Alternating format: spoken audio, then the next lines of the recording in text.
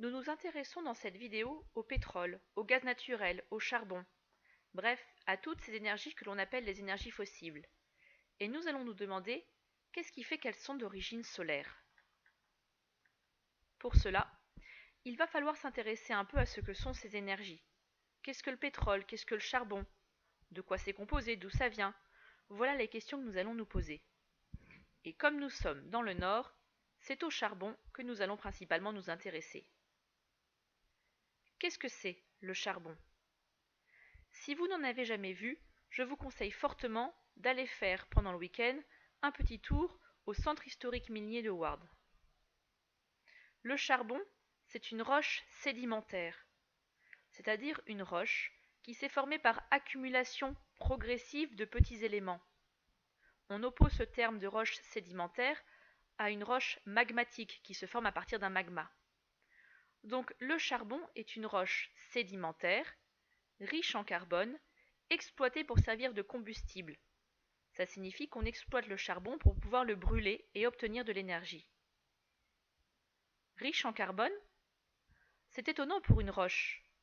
Vu que les roches étaient des éléments minéraux, nous avions vu qu'elles étaient composées notamment de silicium. La présence de carbone était plutôt un phénomène que l'on retrouvait dans la matière organique. Cette remarque est très importante, car elle met le doigt sur un aspect fondamental du charbon. On peut en effet classer les différents charbons par leur richesse en carbone. Cela va d'un charbon pauvre en carbone, appelé tourbe, à des charbons presque uniquement constitués de carbone, comme l'anthracite. Si on regarde de plus près la tourbe, cela ne ressemble pas du tout à l'idée qu'on se fait du charbon. Cela ressemble plutôt à des morceaux de terre, à un bloc de vieilles feuilles, de bouts de tiges compactés. Si on regarde la tourbe au microscope, on peut mettre en évidence des fibres de cellulose. Or, la cellulose, c'est une molécule organique. Vous avez peut-être déjà entendu ce terme. C'est la matière qu'on retrouve dans le coton ou alors dans le papier. Et le papier, vous le savez bien, provient du bois.